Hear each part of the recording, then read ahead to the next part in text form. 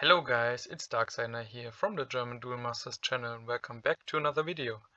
Today I got the IDC 18 winning deck profile for you guys, and the deck is Hydro Hurricane and it was piloted by Life for Life. And yeah, I got some thoughts from him, what his reasonings were behind some of the card choices. And first of all, when you look at the list, I think this doesn't look like a typical Hydro Hurricane list that you're familiar with. That's really typical because first of all it's 40 cards, so most of the Hydro Hurricane lists that are used are more like between 44 to 46 cards, like not quite 50 card controls, but also often can't fit everything into 40 cards.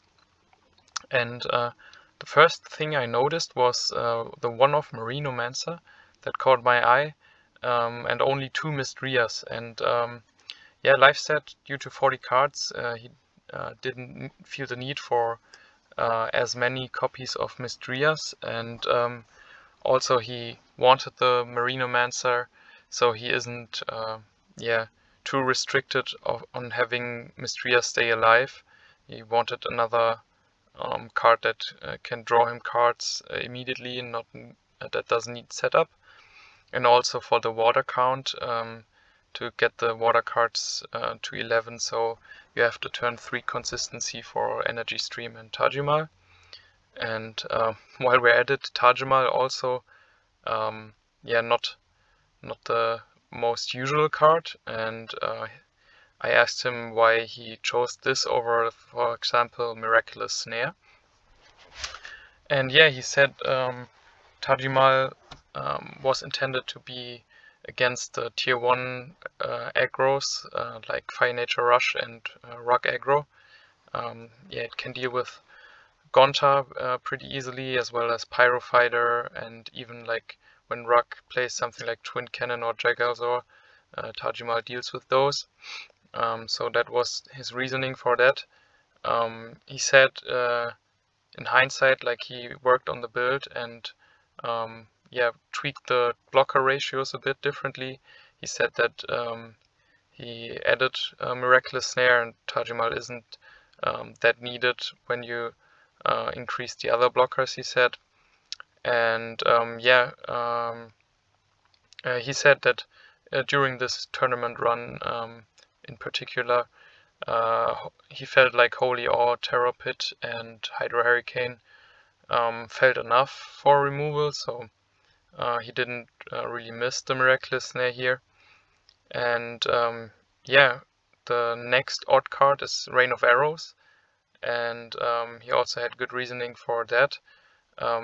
Rain of Arrows, together with the 2 Lost Souls and the 2 Cranium Clamps, as well as the 3 Locomotiver, like, I think Locomotiver is pretty typical, Lost Soul as well, but like Rain of Arrows and Cranium Clamp, you often don't see that people have the space to add in those discard cards.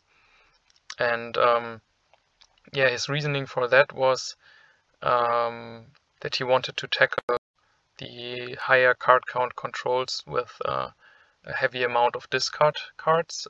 So yeah, the cards I mentioned before. And this was also his reasoning for not playing any Grave Recycle, because that was another question I had for him looking at his build.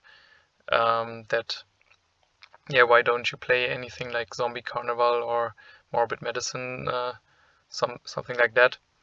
And yeah, he said his approach against control was to not play the long game, because he plays a 40 card deck anyway, so he's not really favored in a grindy match that takes a lot of time and yeah, a lot of recycling through the graveyard. And instead he wanted to tackle those decks with a high amount of discard cards, to like discard them early and keep their hand clear, so you can get your own plays through. So yeah, I can understand that approach, being like a bit more aggressive, offensive, kinda against control, and not playing the reactive mirror match. So Yeah, but he said if he would increase the deck size, he would definitely add in some Grave Recycle, but the approach for this tournament worked. And yeah, the last thing I thought was a bit unusual is the Bloody Skeeto over